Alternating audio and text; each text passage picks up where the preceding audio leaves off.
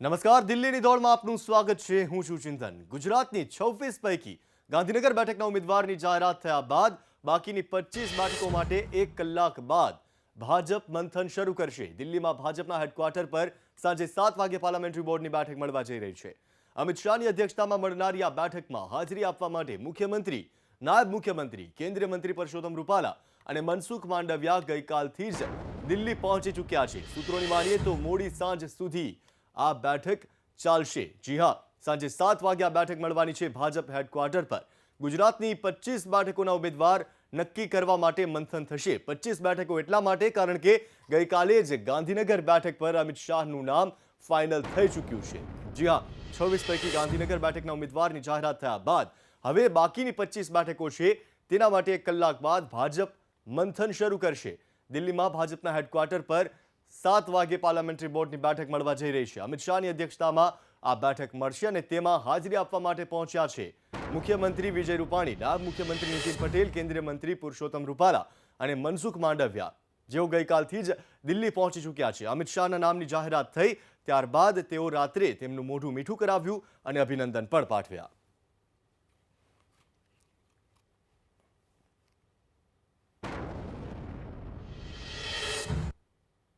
તો દિલ્હીમાં યોજાનારી કોંગ્રેસની મળનારી સ્ક્રીનિંગ કમિટીની બેઠક મુલતવી રખાઈ છે. ગુજરાત લોકસભાની બેઠકો અંગે હવે 2 દિવસ બાદ ચર્ચા કરવામાં આવશે. લોકસભાની 5 બેઠકોના ઉમેદવારોને લઈને પ્રદેશ કોંગ્રેસમાં અસમંજસની સ્થિતિ ઊભી થઈ છે. ત્યારે હવે એ જ 5 બેઠકો પર ઉમેદવારોના નામની ચર્ચા આગામી 2 દિવસ બાદ દિલ્હીમાં કોંગ્રેસની સ્ક્રીનિંગ કમિટીની બેઠકમાં થશે.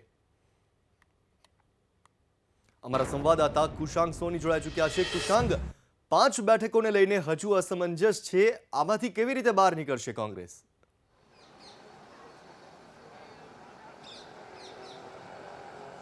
બિલકુલ ચિંતન, જે કોંગ્રેસે અગાઉ પોતાના 4 ગુજરાતની જે બેઠકો છે તેની પરથી ઉમેદવારો જાહેર કરી દીધા છે, પરંતુ હજી પણ 5 બેઠકો ઉપરથી અસમંજસની સ્થિતિ છે. અને મહેસાણાના લોકસભાના ઉમેદવાર છે કીર્તિસિંહ ઝાલા, તે આપણી સાથે જોડાયા છે, જેઓ અહીંયા આગળ આવ્યા હતા અને હાઈકમાન્ડે પોતાની રજૂઆત કરી હતી. કીર્તિસિંહ, એઆઈસીસીના જોઈન્ટ સેક્રેટરી અહીંયા આગળ આવ્યા હતા, તમે તેમની સાથે રજૂઆત કરી છે.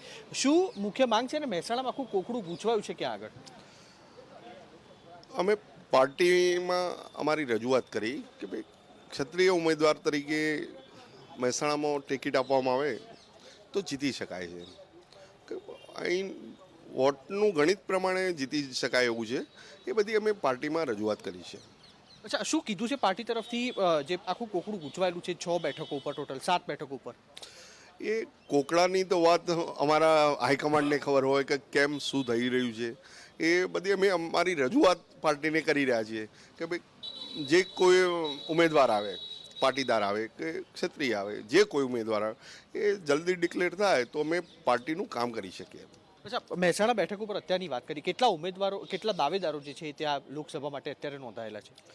મહેસાણા ઉમેદમાં એજે પટેલ છે, કિરીટભાઈ પટેલ છે, બીજા એક કિરીટભાઈ પટેલ છે, જીએમ પટેલ છે, હું છું, શીલાબેન પટેલ છે, બાબુજી ઠાકોર છે, ભાઈ બોપાજી ઠાકોર છે, માનસીજી છે. ઘણા બધા ઉમેદવારો છે, પણ પાર્ટી જે કોઈને આપે એમાં અમે તનતોડ રીતે પાર્ટીને મહેનત કરી અને જીતાડીશું. બિલકુલ. તો ચિંતન, આ એક બેઠક જોઈ જેની પર એક મહેસાણા બેઠક ઉપર 10 જેટલા જે દાવેદારો છે તે દાવેદારી કરી રહ્યા છે. આવી કુલ 7 બેઠકો છે જેની પર અત્યારે કોકડું ગૂંચવાયેલું છે. અને કોંગ્રેસના પ્રવક્તા મનીષભાઈ દોશી પણ આપણી સાથે ઉપસ્થિત છે, તેમની સાથે પણ વાતચીત કરવાનો પ્રયાસ કરીશું. મનીષભાઈ, સ્ક્રીનિંગ કમિટીની બેઠક મળવા જઈ રહી હતી, રદ કરવામાં આવી છે. ક્યાં આગળ આખર જે કોકડું છે તે ક્યાં ગૂંચવાયેલું છે? સમગ્ર દેશમાં લોકસભાની ચૂંટણી 543 જેટલી બેઠકોની પ્રક્રિયા હાથ ધરવાની હોય ત્યારે એક આ પ્રક્રિયાનો ભાગ છે. કોઈ કોકડું ગૂંચવાયું કે એવી કોઈ વસ્તુ નથી હોતી. જુદા જુદા રાજ્યોમાંથી જુદા જુદા ઇનપુટ આવતા હોય. એના અખિલ ભારતીય કોંગ્રેસ સમિતિએ પોતે સર્વે કરાયો હોય, જે તે સ્ટેટમાંથી દરેક બેઠક દીઠ સર્વે થયો હોય, યાની સ્થાનિક પ્રદેશ સમિતિએ કર્યો હોય.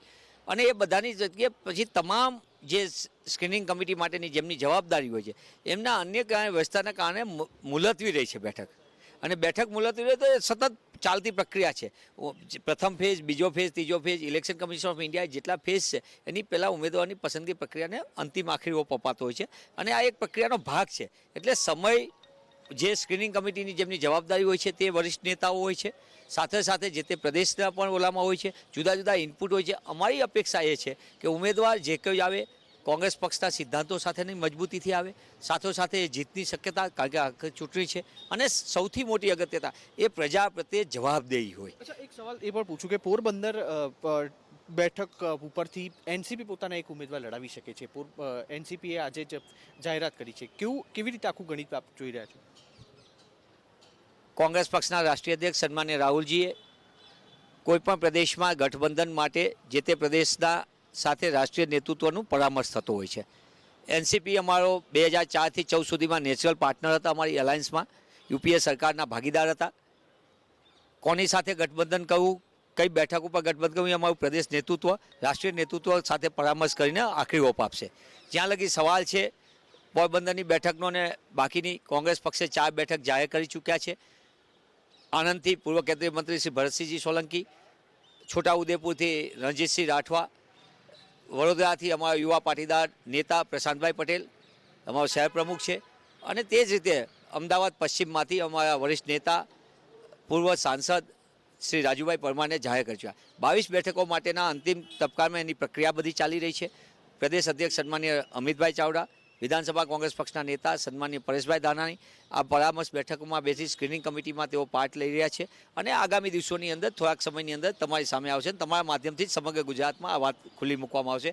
ગઠબંધન કોની સાથે કરવું, કઈ બેઠક ઉપર કરવું, એ પ્રદેશ નેતૃત્વ સાથે પરામર્શ કરીને રાષ્ટ્રીય નેતૃત્વ નિર્ણય કરશે. બિલકુલ. તો ચિંતન, કુલ મળીને જોઈએ તો જે સ્ક્રીનિંગ કમિટીની બેઠક મળવાની હતી તે હાલ મુલતવી રહી છે, પરંતુ મહેસાણા લોકસભા બેઠકના જે દાવેદાર કીર્તિસિંહ ઝાલા આપણી સાથે જોડાયા હતા, જેમણે એક સ્પષ્ટ વાત કરી કે એક બેઠક ઉપરથી 9 થી 10 જેટલા ઉમેદવારો છે, એટલે કેટલું કઠિન હશે ગુજરાતના નેતૃત્વ માટે કે કયા ઉમેદવારને તેની જે જાતિગત સમીકરણો છે તે જોઈને ટિકિટ આપવી. અને બીજું મહત્વનું એ પણ છે કે ભારતીય જનતા પાર્ટીએ પોતાના ગુજરાતના એક ઉમેદવાર જાહેર કર્યા છે, જેથી ગાંધીનગર લોકસભા પરથી અમિતભાઈ શાહ. અન્ય બેઠકો ઉપરથી કોને કોને ટિકિટ આપે છે તે બાદ પણ કોંગ્રેસ પોતાનો જે નિર્ણય છે તે મૂકી શકે છે. આમ કુલ મળીને જોઈએ તો કાલે અન્ય રાજ્યોની જે સ્ક્રીનિંગ કમિટીની બેઠક છે તેમાં ચર્ચા થશે, પરંતુ ગુજરાત તેમાંથી બાકાત રહેશે. ચિંતન.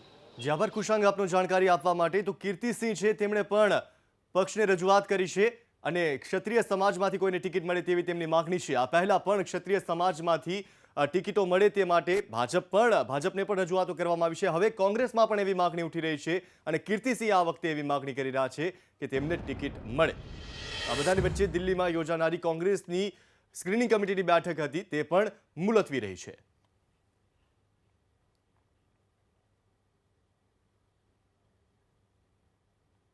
કોંગ્રેસે અત્યાર સુધીમાં પોતાના 4 ઉમેદવારના નામ જાહેર કર્યા છે, તો ભાજપે એકમાત્ર અમિત શાહનું નામ જાહેર કર્યું છે. એવામાં કોંગ્રેસે હજુ ગુજરાતની 22 બેઠકો પર ઉમેદવારોના નામ જાહેર કરવાના બાકી છે, તો ભાજપે 25 ઉમેદવારોના નામ જાહેર કરવાના બાકી છે. રાજ્યમાં 3જા તબક્કામાં મતદાન છે અને 6 દિવસ બાદ એટલે કે 28મી માર્ચે ફોર્મ ભરાવાની શરૂઆત થશે. પરંતુ બંને પાર્ટીઓ હજુ સુધી ઉમેદવારોના નામને લઈને અસમંજસમાં છે. જી હા, ભાજપના 25 નામ બાકી છે, જ્યારે કોંગ્રેસના 22 નામ જાહેર થવાના બાકી છે.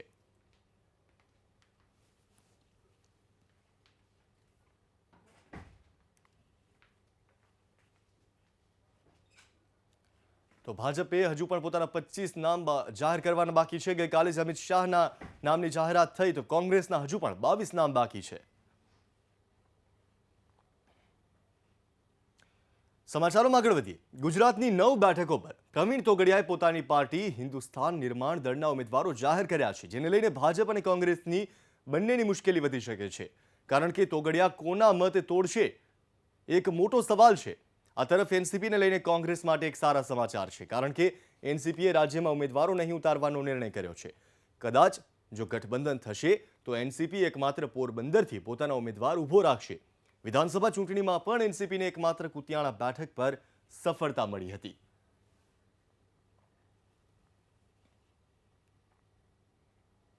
તો 9 બેઠક પર ઉમેદવાર ઉતારશે પ્રવીણ તોગડિયા. હિન્દુસ્તાન નિર્માણ દળ અને એનસીપી એક પણ જગ્યાએ પોતાનો ઉમેદવાર નહીં ઉતારે.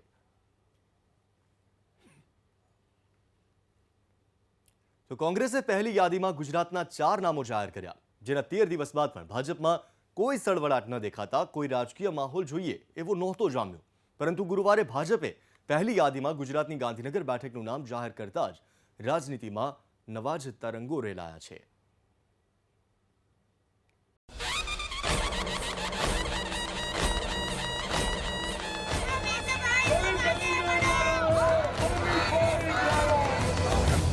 प्रचंड बोल मस्तकों के झुंड आज जंग की घड़ी की तुम हार दो અનતોડ મહેનત કરીને આખા ભારતની અંદર જે અમારા નેતાઓ છે એની પેરેલલ અમે ગાંધીનગર લોકસભાને લીડ અપાવીશું.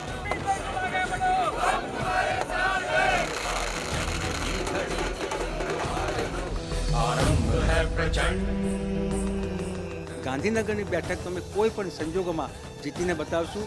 વોટરલૂના મેદાનનું જે યુદ્ધ થયું હતું ને એવી સીટ અમિતભાઈ શાહ માટે આ સાબિત થશે. ગાંધીનગર લોકસભા બેઠક પરથી ભાજપના રાષ્ટ્રીય અધ્યક્ષ અમિત શાહ ખુદ મેદાનમાં છે, જેને લઈને ભાજપના કાર્યકરોમાં અનેરો ઉત્સાહ જોવા મળી રહ્યો છે.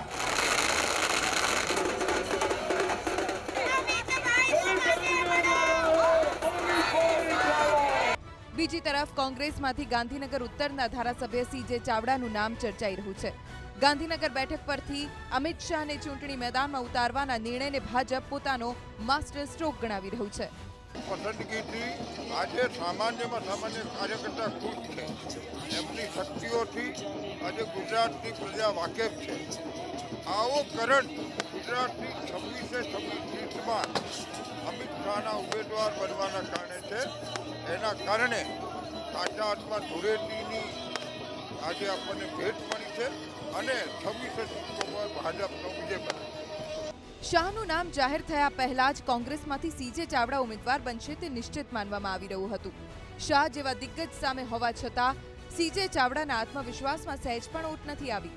અમદાવાદના શહેરીજનો પણ કોંગ્રેસની સાથે પડખે ઊભા છે. એટલા માટે મને વિશ્વાસ છે કે જનસંકલ્પ રેલીમાં અમદાવાદ શહેરમાંથી 50,000 કરતાં વધારે કાર્યકરો ત્યાં આવ્યા હતા અને 5 કલાક સુધી બેસીને કોંગ્રેસની વાતો સાંભળી હતી.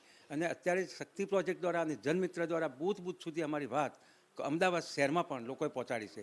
અને ગાટલોડિયા હોય કે નારણપુરા હોય કે સાબરમતી હોય કે વેજલપુર હોય અને અમારું ગ્રામ્ય વિસ્તારની 3 બેઠકો હોય, આ 7 બેઠકના કાર્યકરો હવે સમજી ગયા છે કે આ NDAની સરકાર અને આ ભાજપની સરકારે જે વાતો કરી હતી એ આજ અમિતભાઈ શાહે વાત કરેલી હતી કે ચૂંટણી વખતે આ તો બધી જુમલા હોય છે, બોલવું પડે, મત લીધા પછી તો જે થતું હોય એ જ થાય.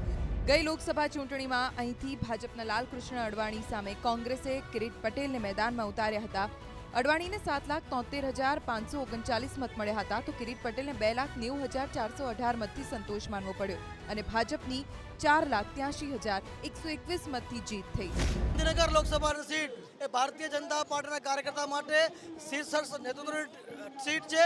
આની પહેલા પણ અમારા અટલ બિહારી વાજપેયી અને પૂર્વ રાષ્ટ્રીય અધ્યક્ષ લાલકૃષ્ણ અડવાણીજી આ સીટ ઉપર લડેલા છે. અમિતભાઈ શાહ જેવા રાષ્ટ્રીય નેતા મારી સામે ચૂંટણી લડવા માટે આવ્યા છે, પરંતુ આ ચૂંટણી પ્રજાના હાથમાં હોય છે. બધા ઘણા રાષ્ટ્રીય નેતાઓ આપણે જોયા છે કે અટલ બિહારી વાજપેયી જેવા અને ઇન્દિરા ગાંધી જેવા પણ જ્યારે ચૂંટણીઓ થતી હોય છે ત્યારે હારી ગયા છે.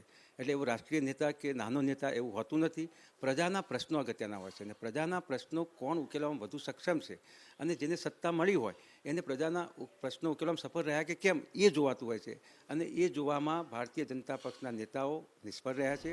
અડવાણીની બેઠક પર અમિત શાહને મેદાનમાં ઉતારતા કોંગ્રેસ કટાક્ષ કરી રહી છે. મત વિસ્તારમાં પાટીદાર અને ઠાકોર મતદારોનું પ્રભુત્વ છે. ન માત્ર ગાંધીનગર પરંતુ અમદાવાદના શહેરી વિસ્તારના મતદારો મતદાન કરવાના છે. 1989થી આ બેઠક પર સતત ભાજપનો કબજો રહ્યો છે. એવામાં જો CJ ચાવડા અહીંથી કોંગ્રેસના ઉમેદવાર બનશે તો શાહ સામે તેમની ટક્કર અત્યંત મહેનત માગી લેશે. અમિત શાહ ગાંધીનગરથી જ ચૂંટણી લડશે તેના સંકેત ઘણા સમયથી મળવાના શરૂ થયા હતા. એટલું જ નહીં, સમયાંતરે આવા સંકેતો મળતા રહ્યા. કઈ રીતે, આવું જોઈએ.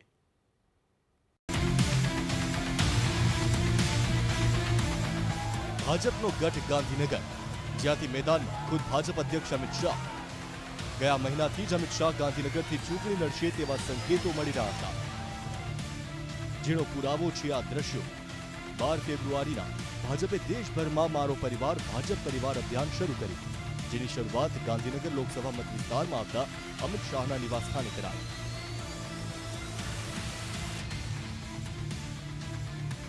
છેલ્લા 1 મહિનામાં અમિત શાહ ગાંધીનગર લોકસભા મત વિસ્તારમાં અવારનવાર જોવા મળ્યા. આ દ્રશ્યો 15 જાન્યુઆરીના છે, જ્યારે તેઓ જગન્નાથ મંદિરના દર્શને પહોંચ્યા હતા. તો બાદમાં 4 માર્ચે શિવરાત્રી પર અમિતભાઈ વસ્ત્રાપુરમાં પરમેશ્વર મહાદેવના દર્શન કર્યા. રાષ્ટ્રીય અધ્યક્ષ બન્યા બાદ વધારે પડતા દિલ્હીમાં રહેતા અમિતભાઈ ગુજરાતમાં પોતાના કાર્યકરોની વચ્ચે અને તેમના સતત સંપર્કમાં રહ્યા. થલતેજ સ્થિત તેમનું ઘર આ જ મત વિસ્તારમાં આવે છે, જ્યારે અગાઉ ધારાસભ્ય તરીકેનો તેમનો જૂનો મત વિસ્તાર નારણપુરા પણ ગાંધીનગર લોકસભા બેઠકનો જ ભાગ છે. અંદાજ અને અનુમાન તો અગાઉથી જ હતા, કેમ કે આ બેઠક ન માત્ર ભાજપનો પરંતુ વ્યક્તિગત રીતે અમિત શાહનો પણ ગઢ છે, કારણ કે તેઓ હર હંમેશ અહીંના કાર્યકરોના સીધા સંપર્કમાં રહ્યા છે. આ મત વિસ્તારમાં આવતી ગાંધીનગર ઉત્તર અને કલોલ બેઠક પર કોંગ્રેસનો કબજો છે, જ્યારે સાણંદ, ઘાટલોડિયા, વેજલપુર, નારણપુરા અને સાબરમતી બેઠક ભાજપ પાસે છે. લોકસભા મત વિસ્તારમાં આવતી 7 વિધાનસભા બેઠકો પર 2017માં ભાજપને 7,30,780 મત, જ્યારે કોંગ્રેસને 4,61,018 મત મળ્યા હતા. એટલે કે ભાજપને 2,69,762 મતની સરસાઈ મળી હતી. ચૂંટણી પહેલા કોંગ્રેસના વરિષ્ઠ નેતા અને દેશમાં ટેલિકોમ ક્રાંતિના જનક ગણાતા સેમ પિત્રોડાના એક નિવેદને કોંગ્રેસની મુશ્કેલી વધારી દીધી. એર સ્ટ્રાઇક પર આશંકા ઉપજાવનારા આ નિવેદન બાદ સત્તા પક્ષ અને વિપક્ષ વચ્ચે ઘમાસાણ જોવા મળ્યું.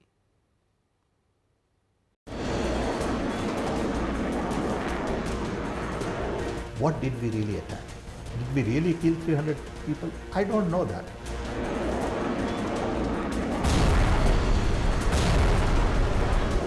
If you say 300 people were killed, I need to know that. આ બેલ મુझे માર હિન્દીની આ કહેવતને કોંગ્રેસના નેતા સેમ પિત્રોડાએ ફરી એક વખત સાકાર કરી અને એર સ્ટ્રાઇક પર શંકા કરી પુરાવા માંગતું નિવેદન કરી બેઠા. I would like to know a little more, because I have read in New York Times and other newspapers, what did we really attack? Did we really kill 300 people? I don't know that. As a citizen, I am entitled to know. And if I ask, it is my duty to ask. Okay? That doesn't mean I am not nationalist. That doesn't mean I am on this side or that side. We need to know the facts. If you say 300 people were killed, I need to know that. We all need to know that. People of India need to know that. Okay? And then comes the global media and says that nobody was killed. I look bad as Indian citizen. પિત્રોડાનું આ નિવેદન ભાજપ માટે ભાવતું હતું અને વૈદ્ય કીધું સમાન સાબિત થયું. રાષ્ટ્રીય સુરક્ષાના જે મુદ્દા પર સરકાર પોતાની પીઠ થપથપાવવા માંગે છે એ જ મુદ્દે કોંગ્રેસના નેતા આવું નિવેદન આપે તો ભાજપ મોકા શા માટે ચૂકે? પ્રધાનમંત્રી નરેન્દ્ર મોદીએ ટ્વીટ કર્યું અને કટાક્ષ કરતા લખ્યું કે કોંગ્રેસ અધ્યક્ષના સૌથી વિશ્વાસુ સલાહકારે ભારતની સેનાનું અપમાન કરી પાકિસ્તાનના રાષ્ટ્રીય દિવસની ઉજવવાની શરૂઆત કરી છે. સુરક્ષા દળોને નીચા દેખાડવાની કોંગ્રેસની આદત છે. હું દેશવાસીઓને કહેવા માંગુ છું કે સેનાના મુદ્દા પર તેઓ વિપક્ષને સવાલ પૂછે. દેશની 130 કરોડ જનતા સવાલ પૂછનારાઓને માફ નહીં કરે. દેશ સૈનિકોની સાથે છે. ન માત્ર પ્રધાનમંત્રી પણ નાણામંત્રી અને કાયદા મંત્રી પણ કોંગ્રેસને ઘેરવા મેદાને ઉતર્યા અને આકરા ચાબખા માર્યા. ये अपने आप में बहुत दुर्भाग्यपूर्ण बयान है. दुर्भाग्यपूर्ण इसलिए है, जो लोग इस देश को समझते नहीं हैं, इस देश की सुरक्षा को नहीं समझते, इस देश के सेंटिमेंट और जज्बात को नहीं समझते, केवल वही इस प्रकार का बयान दे सकते हैं. अब आज का ये बयान श्री सैम पित्रोदा का ये दिखलाता है कि उनका मानना यह है कि ये गलत किया हमने. ये तो दुनिया के किसी देश ने नहीं कहा, और किसी ने अगर कहा, ये तो ऑर्गेनाइजेशन ऑफ इस्लामिक नेशंस ने भी नहीं कहा, कंट्रीज ने नहीं कहा, केवल ये पाकिस्तान ने कहा. और उस लाइन को सपोर्ट करने वाले इस देश में आ जाएं और इस देश में एक राजनीतिक दल के आइडियोलॉग हों, तो इस देश का दुर्भाग्य है. मैच कभी बैकफुट पे खेल के जीता नहीं जाता, फ्रंट फुट पे जीता जाता है. रन तभी बनते हैं. और यही हमारी सिक्योरिटी डॉक्ट्रिन में इवॉल्व हुआ है. अगर गुरु कैसा हो, ऐसा हो और उसके विचार ऐसे हों, तो शिष्य कितना निकम्मा निकलेगा, आज इस देश को भुगतना पड़ रहा है. और मैं सोच रहा था कि जब कांग्रेस पार्टी कांग्रेस पार्टी ने स्पष्टीकरण कुछ देने की कोशिश की, तो उन्होंने कहा नहीं, मैं सही हूं, मैं देश के नागरिक के रूप में सवाल पूछूंगा. सैम पित्रोदा जिस बहादुर एयरफोर्स के चीफ ने पब्लिकली कहा कि हमारा काम स्ट्राइक करना है, स्ट्राइक को सफल करना है, उस स्ट्राइक पर आप सवाल उठा रहे हैं। आप क्या कहना चाहते हैं? आप क्या कहना चाहते हैं? आप भारत की वायुसेना, भारत की थल सेना, और देखिए मैंने पहले भी कहा था, सो में अरुण जी ने, मैं उसको विस्तारित करूंगा। हमारी सरकार इसको उचित नहीं मानती। उनका आप स्टेटमेंट देखिए, 26/11 के बाद हमले होते रहते हैं, हर हमले का ये स्ट्राइक करना कोई जरूरी नहीं है। तो आज जब पूरे भारतवर्ष में उनकी पिटाई हो रही है, उनकी हंसाई हो रही है, तो उससे बचने के लिए ये डिस्ट्रैक्शन लाया गया। ચો તરફથી ફટકાર બાદ કોંગ્રેસે પિત્રોડાના નિવેદનને વ્યક્તિગત ગણાવી પક્ષને તેની સાથે કોઈ લેવા દેવા ન હોવાની સ્પષ્ટતા કરી। આ તરફ પિત્રોડાએ પણ પોતે એક નેતા નહીં પણ નાગરિક તરીકે નિવેદન આપવાનો યુ ટર્ન લીધો। प्रश्न पूछने से कोई अपमान होता नहीं है। हमारे तो दिमाग में ही नहीं आ रहा है कि ऐसे कैसे लोग हैं जो समझते हैं कि by asking question in democracy you are insulting anybody. I have said before my statement as part of the interview, we all respect our jawans, we are proud of what they have done. Sam પિત્રોડાના આ નિવેદનથી ફરી એક વખત મણિશંકર અય્યરની યાદ અપાવી છે। લોકસભા ચૂંટણી પહેલા ચાયવાલા અને ગુજરાત વિધાનસભાની ચૂંટણી પહેલા નીચ શબ્દ કોંગ્રેસ માટે માથાના દુખાવા સમાન બની ગયો હતો। એવામાં સવાલ એ છે કે દર ચૂંટણી વખતે સામેથી મુદ્દા આપવાની ભૂલોમાંથી ક્યારે શીખ લેશે કોંગ્રેસ?